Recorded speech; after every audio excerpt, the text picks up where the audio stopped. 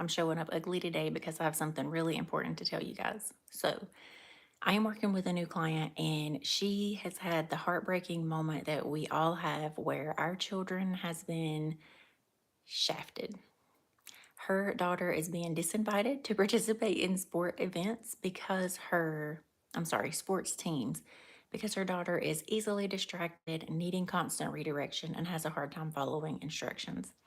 And as a mom, that's heartbreaking, right? That's really hard to hear. But as a coach, I was like, girl, we can work with that. So we created a 4-step plan to get her daughter to be a better teammate, to get her coach back in the game to say, hey, we can work on this. And it's a win win.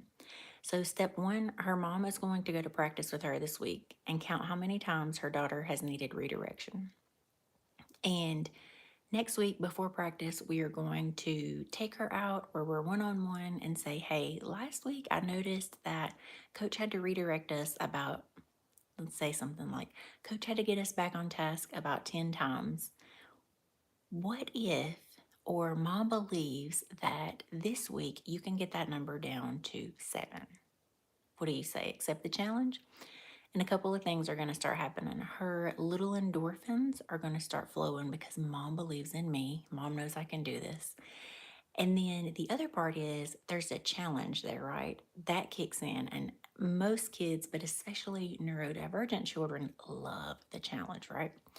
So she's going to go to practice. And during that practice, she's going to be present, aware, and she's going to start self monitoring.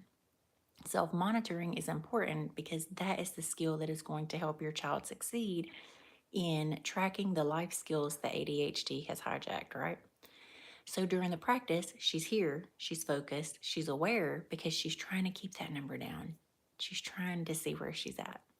And if they succeed, praise, praise, praise, praise.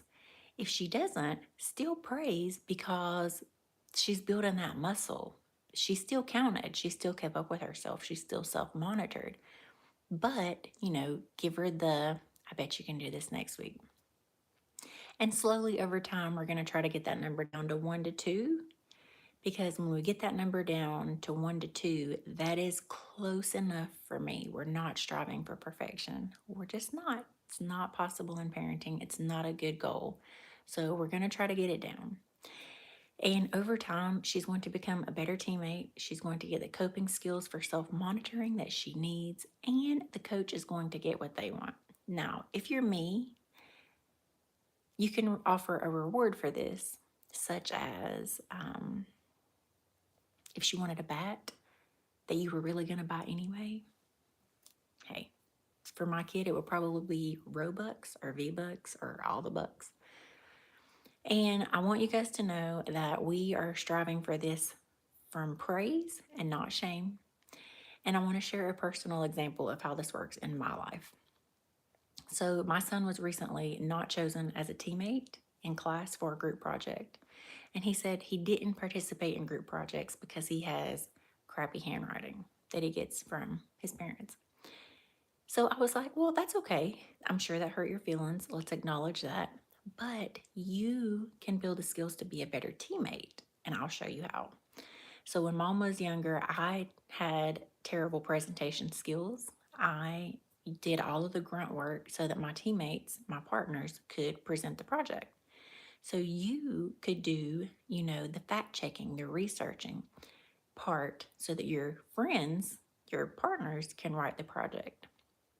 So we are kind of self monitoring for how much of the group project do you think you did? We started at 0. He told me straight up he didn't do a lot. So each week we're trying to go up by 10 or 20% to where we can hopefully average out around 50 because that's fair.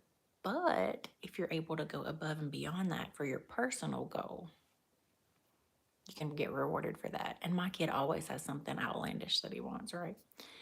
So this is just me dropping in this morning with my coffee and my so fresh face at 6:30 this morning to tell you guys that you're going to find some heartbreaking situations with your kids with ADHD, but you can help them build the coping skills that they need in life. And if you need me to help you, click the link on the bio or wherever it is on the screen. Go to the Work With Me page, schedule your consultation, and let's get your kids the skills that they need to succeed. You're amazing. They're amazing. Go kick today's ass.